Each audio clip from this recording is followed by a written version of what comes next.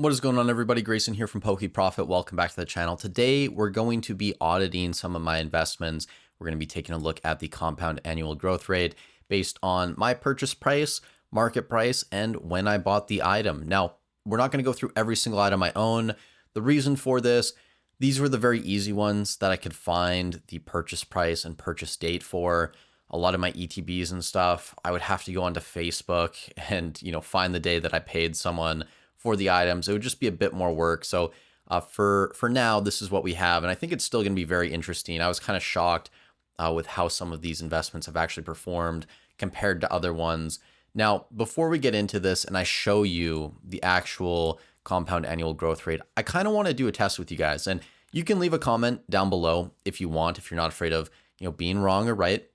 And don't run a calculation. Just look at what's on screen and let me know, or at least think to yourself, which item that I purchased based on my purchase price, based on when I bought it, market price right now, all these factors you can see, what do you think has the highest compound annual growth rate?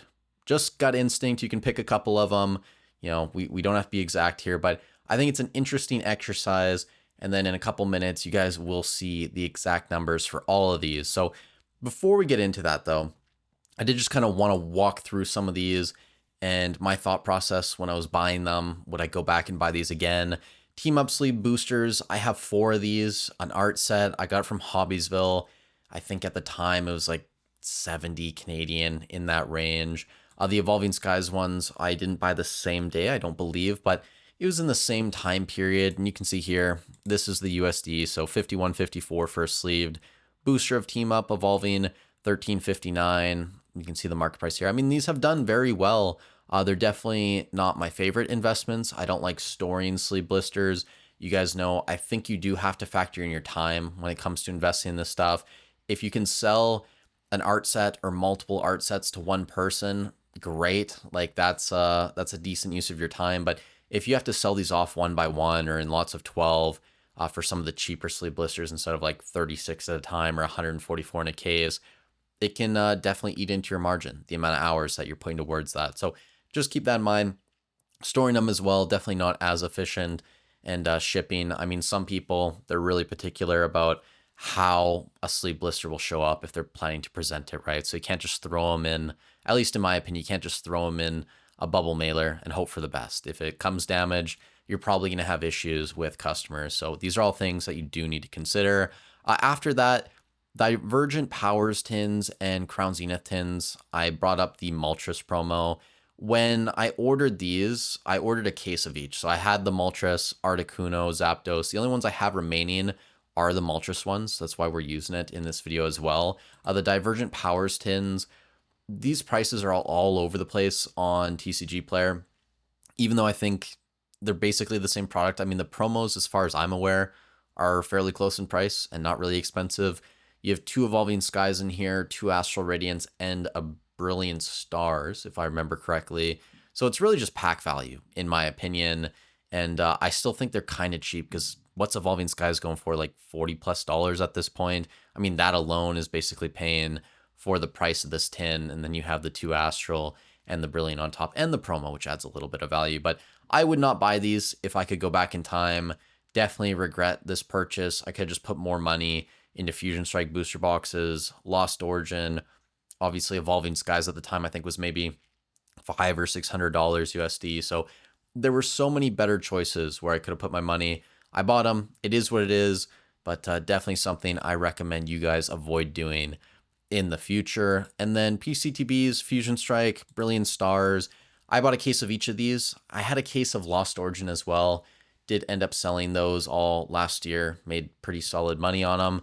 And then Prismatic Evolutions, pre-ordered this November 1st, 2024. And yeah, these are now like $362. That was definitely a solid play.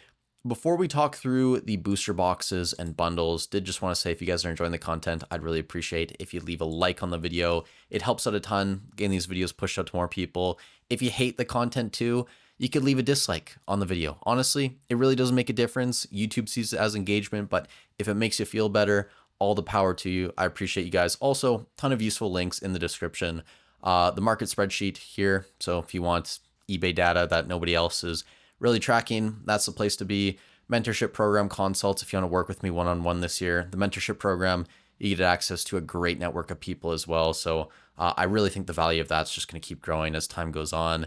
Thank you guys so much for supporting the channel. Now, before I unveil the numbers, I did just want to say I don't really regret buying any of my Sword and Shield Era booster boxes.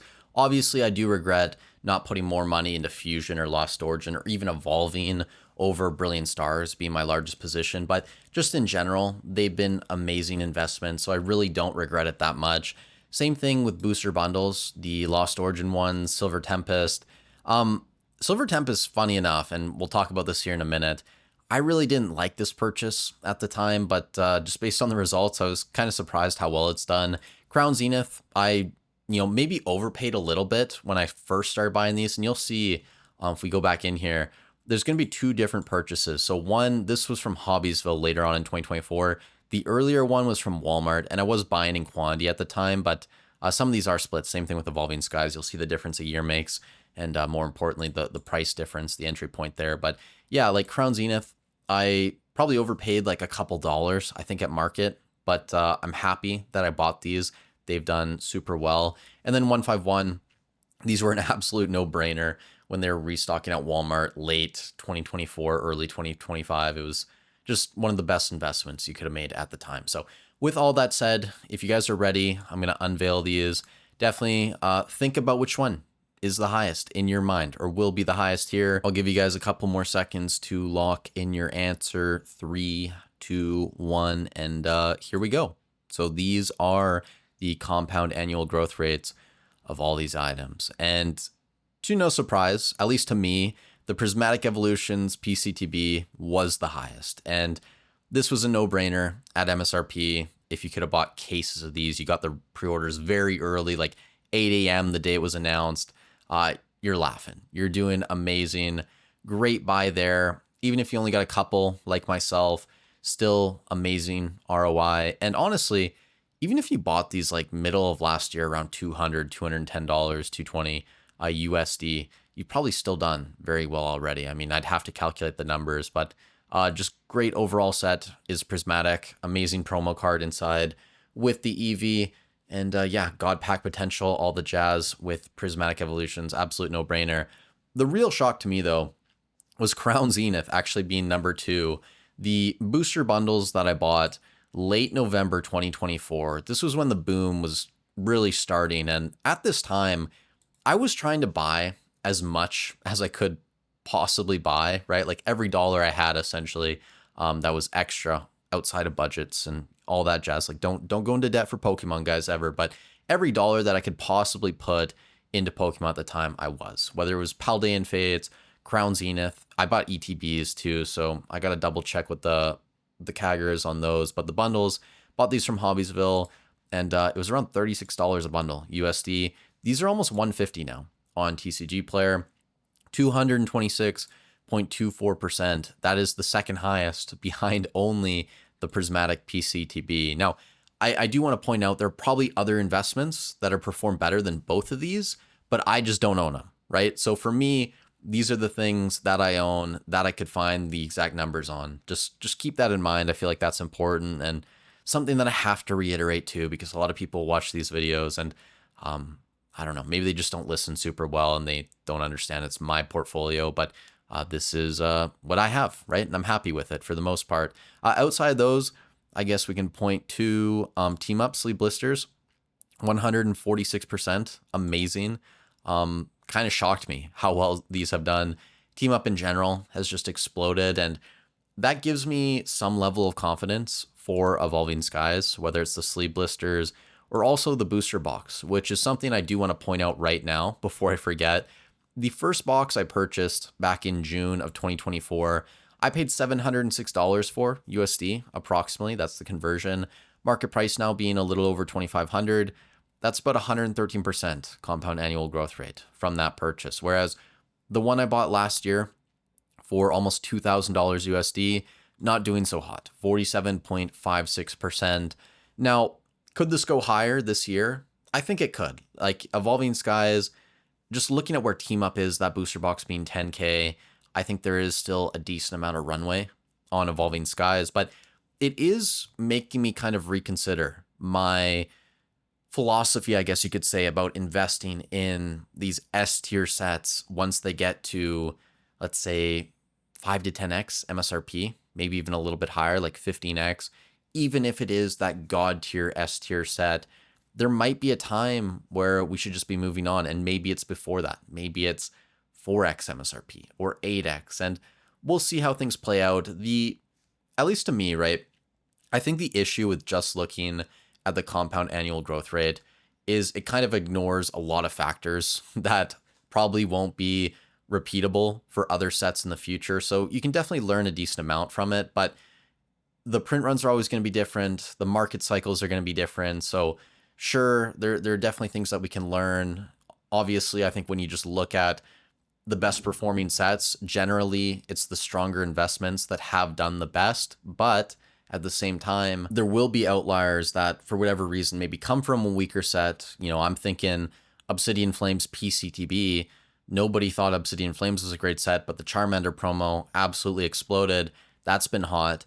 The Greninja Kingdra boxes from Shrouded Fable. Shrouded Fable's a garbage set, but those promos have exploded, and that's obviously pushed that up. And I'm sure if you looked at the compound annual growth rate for those, you'd say this is a great investment. I should still buy it. Well, for me, I'm just not super bullish on something that's so reliant on promos. And maybe that's flawed thinking. Like maybe those will still be incredible investments over the next 5 to 10 years. We'll see. Like time will tell, right? But these are all the things that at least I'm trying to mesh together, right? To build my opinion on things. So if you guys have any thoughts, definitely let me know down below. Outside those investments though, 151 bundles, this wasn't a shock, 196, 197% ROI, buying these late 2024. It was crazy that Walmart was restocking these and there was no limit. Like you could buy 99 and then you could put in another order basically instantly.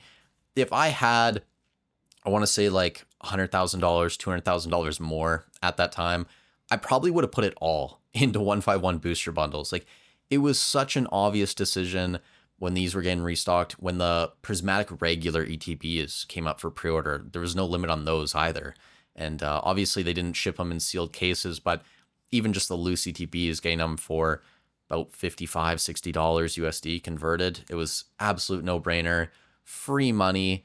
I'm trying to think if there's anything else on the list that we should really touch on. Fusion Strike PCTB, 154%. That's great. My guess is that this will slow down a little bit. I'm actually contemplating selling my final PCTB for Fusion. I might even do it for Brilliant Stars. And honestly, after looking at the data, I'm even reconsidering whether it's worth holding all of my Sword and Shield. I think that Sword and Shield is going to have an amazing year. I'm not saying I'm going to sell, but I'm definitely going to take a closer look at Brilliant Stars, at Chilling Reign. Astral Radiance, actually, I think I'm kind of convinced I probably should get rid of at this point. And yeah, those other couple sets there, though, it might be worth offloading my position now, or at least part of my position, and maybe moving that money into Black Bolt White Flare, into more Prismatic, which I have been doing as of late. But these are all the thoughts that are going through my head. Nothing's really set in stone, but this was really interesting to me and eye-opening.